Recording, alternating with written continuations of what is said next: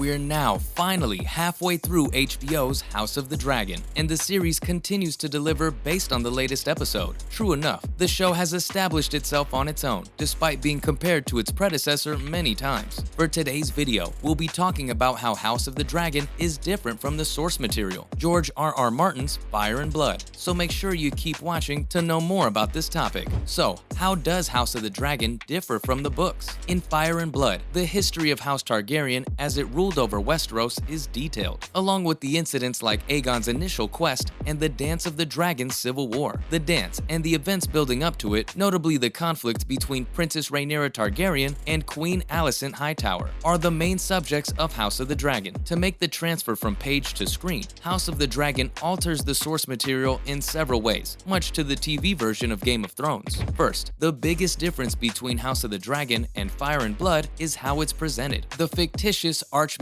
Gildain wrote Fire and Blood as a historical book, but House of the Dragon is a narrative TV series that only adapts a small fraction of the centuries-long history described in Fire and Blood. Gildain explains his various sources for his writing in Fire and Blood, particularly in the section on the Dance of the Dragons. In addition to contradicting tales from maesters and septons, these sources also contain a court jester by the name of Mushroom. In Rashomon style, important events that occur behind closed doors, each source provides us a somewhat different perspective, with Mushroom stories typically being the most intense and lustful. Although characters like Mushroom are absent from House of the Dragon, it will be interesting to see how the story develops because House of the Dragon will have to decide on some of Fire and Blood's most conscientious scenes. Next, two significant events took place at the same time: the tournament and Aemma giving birth. The birth of King Viserys and Queen Aemma's son, and the tournament held to commemorate it, serve as the focal points of the first episode of House of the Dragon. Queen Aemma's hard labor is explicitly contrasted with scenes of warfare, such as the fight between Prince Daemon and Sir Criston Cole, to emphasize the point she previously made to her daughter Rhaenyra that childbirth is a woman's battleground. Even though Aemma's delivery and the tournament that introduces Criston do not occur at the same time in the novels, choosing to combine them was a wise move. Along with the previously noted thematic similarities, we also have a classic tournament in the style of Game of Thrones. The extravagant ceremony also serves as a reminder of the significance of a male heir to the throne.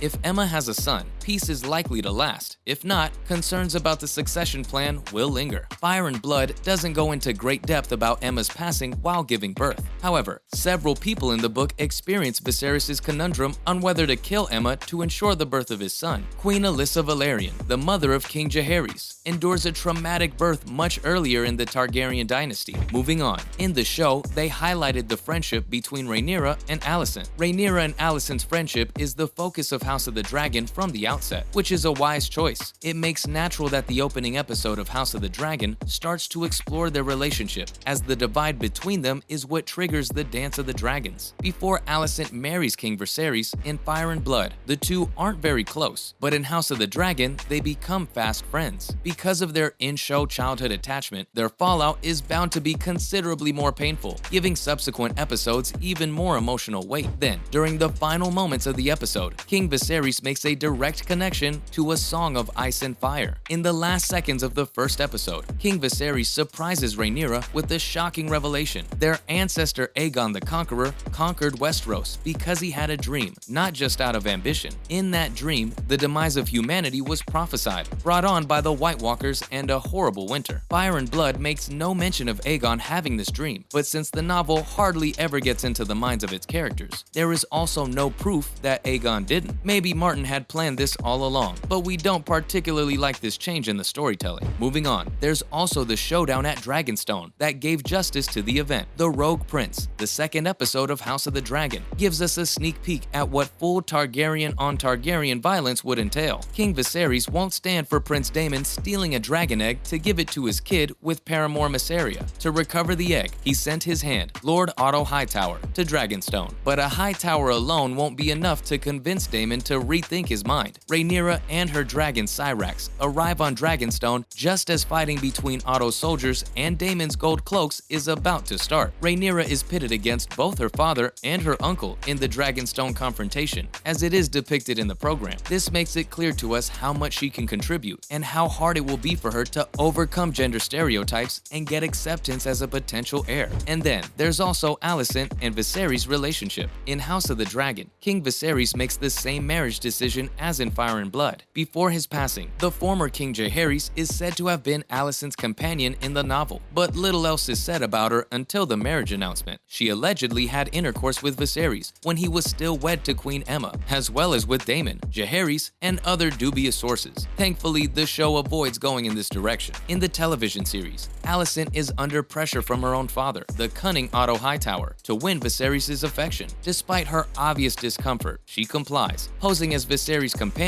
much as she did for Jaehaerys in Fire and Blood. Early evidence of her cleverness and manipulation comes from her contacts with the king. Additionally, they keep preparing for the impending conflict between her and Rhaenyra. Then, there's also Daemon's fight with the Crab Feeder. The hunt is not only the major theme of Second of his name, but Corlys Velaryon and Daemon also battle the evil Crab Feeder. The House of the Dragon's first significant conflict, which features Prince Daemon's irrational dash for victory and Corlys' son Laenor swooping in on his dragon Sea Smoke, is the consequence of their effort to reclaim the Stepstones. And of course, the show wouldn't be what it is if there's no incest, right? The Targaryen incest is fully felt in King of the Narrow Sea, the 4th episode of House of the Dragon. A significant turning point in Rhaenyra's interactions with Daemon, Criston, and Viserys can be seen in this episode. Rhaenyra's early sexual encounters and their effects remain murky in Fire and Blood. Nevertheless, again, other stories from sources like Septon Eustace and Mushroom are available. When Rhaenyra and Daemon were discovered together, according to Eustace, Rhaenyra asked Viserys to let her marry her uncle. Moving on, we have Otto Hightower's dismissal as Hand of King. In episode 4, Viserys finally realizes Otto's craftiness and ambition, but only after Rhaenyra makes the observation. Viserys hears some truth in her comments, despite her attempts to allay suspicions about her relationship with Daemon, and removes Otto as Hand. Otto is fired by Viserys in Fire and Blood, as he continues to press for Alicent's son to be designated heir. This occurs long before Rhaenyra's scandal. Thus, House of the Dragon is tying together several different strands here. It's a good decision. Rhaenyra now actively contributed to Otto's firing, thus escalating the rift between her and Alicent. Next, we have another bloody wedding. The 5th episode of House of the Dragon, We Light the Way, features a wedding, a recurring Game of Thrones theme. At Rhaenyra and Laenor's wedding, Sir Joffrey, not that Joffrey, is the unfortunate victim. This is Laenor's lover, Joffrey Lonmouth. He makes fun of Criston's nuptials to their respective lovers, and Criston, still hurt by Rhaenyra's denial of his intention to flee and wed in Essos, thinks it's time to clobber. In Fire and Blood, Criston does indeed end Joffrey's life, but at the wedding tournament rather than the feast. And then finally, we see Alicent in that green dress. Alicent is the villain, the self-serving, and the worst character in Fire and Blood, to make her a more interesting human person. House of the Dragon goes more deeply into her motivations. House of the Dragon gives Alicent's green clothing, which was mentioned in passing in Fire and Blood, a far more significant moment. She is taking her first significant stand against Viserys, in vengeance for him banishing her father and for finding out about Rhaenyra's fabrication. With that, we're wrapping up today's episode about how House of the Dragon differs from Fire and Blood. How are you liking the series so far? Let us know in the comment section below. Before you go, don't forget to leave a like and subscribe to our channel with the notification bell on for more videos like these, and we'll see you again next time. Thanks for watching.